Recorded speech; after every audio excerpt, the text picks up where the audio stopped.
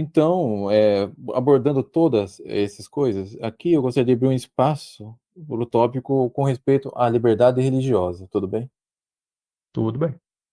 A liberdade religiosa, ela foi promulgada, foi aprovada, foi ensinada, definida solenemente no Concílio Vaticano II pelo documento a Declaração Dignitatis Humanae. Antes de entrar na Declaração Dignitatis Humanae, eu gostaria primeiro de ler a doutrina católica.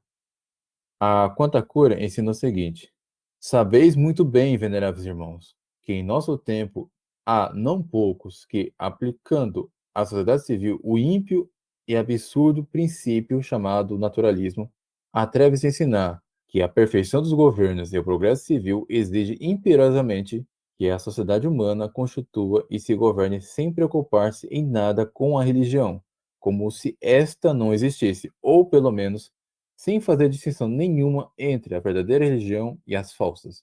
E, contra a doutrina da Sagrada Escritura da Igreja dos Santos Padres, não duvidam em afirmar que a melhor forma de governo é aquela que não se reconheça ao poder civil a obrigação de castigar, mediante determinadas penas, os violadores da religião católica, senão quando a paz pública o exija.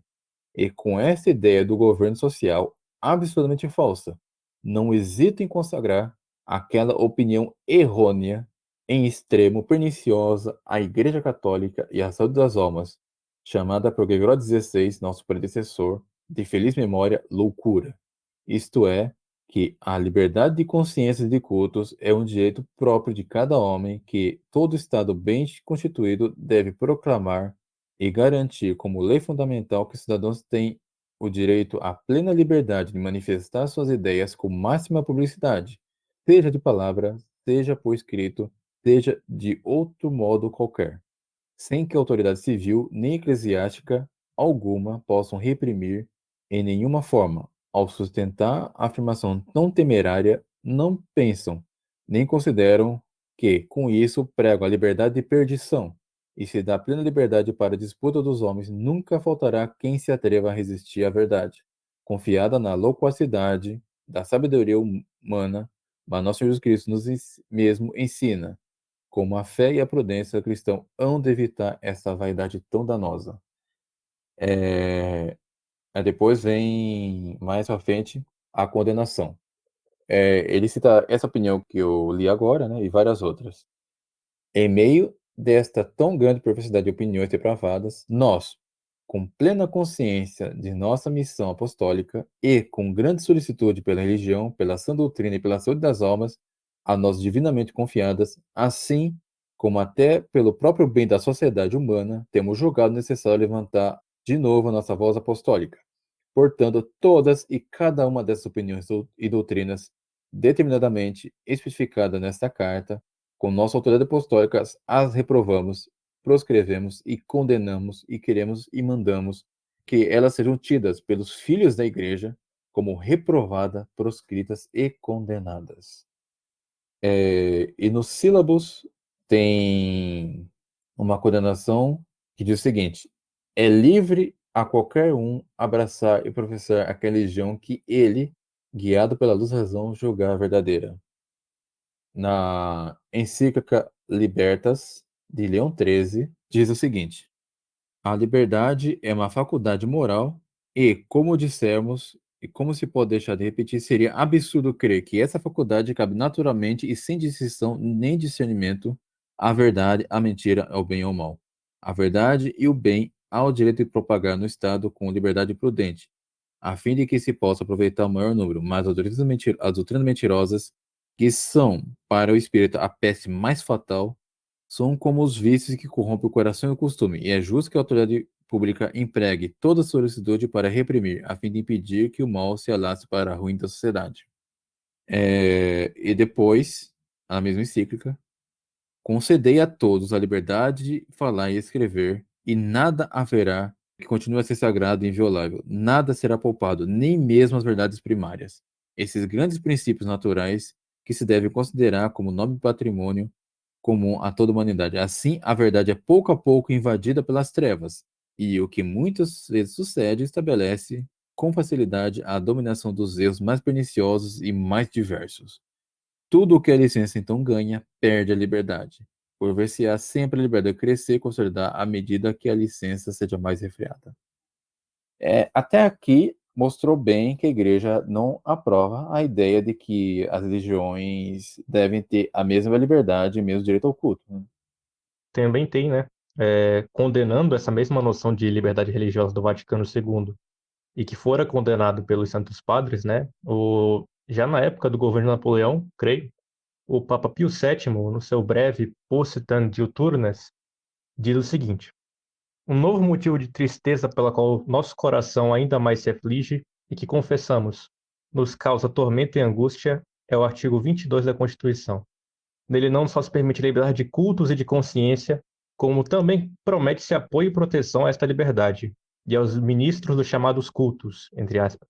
Certamente não são necessárias muitas explicações para vos fazer conhecer que ferida mortal este artigo infligiu à religião católica na França.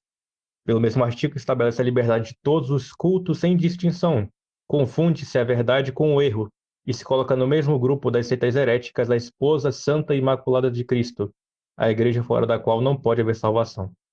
Por outro lado, prometendo apoio e favor às seitas heréticas e seus ministros toleram e favorecem não somente suas pessoas, como também seus erros. É implicitamente desastrosa e para sempre deplorável heresia que Santo Agostinho menciona com essas palavras. Ela afirma que todos os hereges estão no bom caminho e dizem a verdade, absurdo tão monstruoso que não posso acreditar que algum aceita ou professe verdadeiramente. É isso. Obrigado, Takaki. Pode prosseguir com a sua explanação. Agora, vamos comparar isso que eu li até agora com o que ensina o Vaticano II, na documento de Intatis Humanae. Este Concílio Vaticano declara que a pessoa humana tem direito à liberdade religiosa. Esta liberdade consiste no seguinte: todos os homens devem estar livres de coação, quer por parte dos indivíduos, quer por parte dos grupos sociais ou qualquer autoridade humana, de tal modo que, em matéria religiosa, ninguém seja forçado a agir contra a própria consciência, nem impedido de proceder segundo a mesma, em privado e em público, só ou associado com outros, dentro dos devidos limites. E que limites são esses, né? A gente tem que adivinhar. Declara, além disso, que o direito à liberdade religiosa se funda realmente na própria dignidade da pessoa humana e como a palavra revelada de Deus. Olha bem isso. A palavra revelada de Deus. E a própria razão dão a conhecer. Esse direito da pessoa humana à liberdade religiosa na ordem jurídica da sociedade deve ser de tal modo reconhecido que se torne um direito civil, de harmonia com a própria dignidade de todos os homens, que são as pessoas dotadas de razão e vontade livre, por isso mesmo, com responsabilidade pessoal, são levados pela própria natureza também e moralmente a procurar a verdade, antes de mais no que diz respeito à religião.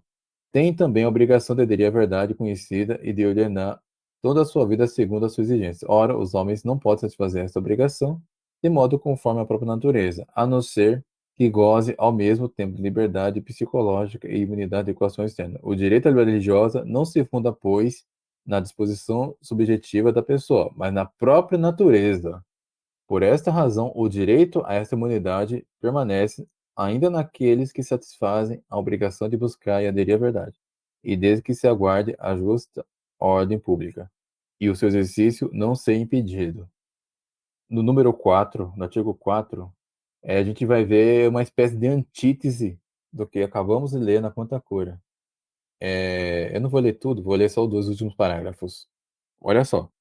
Os grupos religiosos, aqui não é só os cristãos, tá? É grupos religiosos no geral.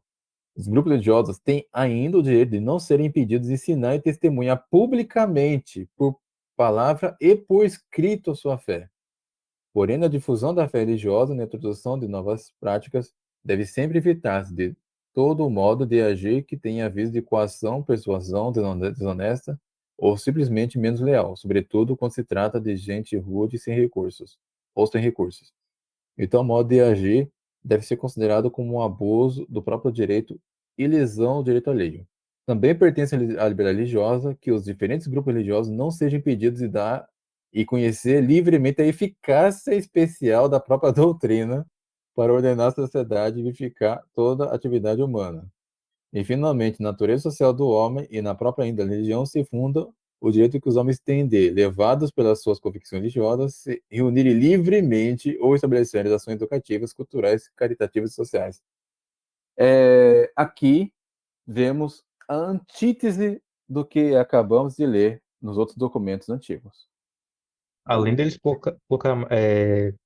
promulgarem, né, essa declaração, favorecendo o direito civil, né, da liberdade religiosa, não é só nem no âmbito civil, na própria lei natural, né? Na própria essência da pessoa humana, ela tem esse direito. Então, qual é o problema do direito à liberdade religiosa? A própria palavra liberdade religiosa, ela é já um tanto quanto contraditória, porque São Tomás de Aquino, quando ele trata da liberdade, ele ensina que e Leão XIII ensina na Libertas também. Tá? Tá tudo escrito, tá tudo ali na encíclica Libertas, Pretentíssimo, de Leão XIII, que recomendo a leitura. A liberdade, ela é um meio, aliás, a liberdade é a nossa faculdade de buscar um fim determinado, esse fim tem que ser bom, e podendo escolher dois bens como meios. Por exemplo, a gente quer a salvação eterna, a gente quer alcançar o céu, buscar esse fim último. Podemos escolher entre a vida consagrada como celibatário, tá? Vivendo como sacerdote ou religioso, ou o matrimônio. Temos a liberdade para escolher esses meios. E ver que são dois meios bons, são dois bens, para buscar o mesmo fim. O homem tem liberdade para escolher. Mas não, o homem não tem o direito de escolher o mal, não tem liberdade para o mal. O que a liberdade religiosa propõe é que nós temos a liberdade, aliás, o direito de escolher o meio de perdição. E é isso que os papas sempre condenaram. E como diz o Papa Pio XII no seu discurso Dies Reste, o que não corresponde à verdade e à lei moral não tem objetivamente nenhum direito à existência, nem propaganda e nem ação. As falsas religiões não têm direito sequer de existir. Muito menos o homem tem o direito à liberdade de escolher esse meio, porque as religiões, é bom lembrar, falsas, elas são meios de perdição, não são meios de salvação. Algum comentário, Abner? Não é. Perfeitamente. Isso é incrível como esse documento da Dignidade Humana, essa declaração, vai diametralmente contra a cura. Assim, palavra por palavra. Pois é, aqui nós temos um ensinamento completamente oposto à doutrina católica. E quais são as consequências disso?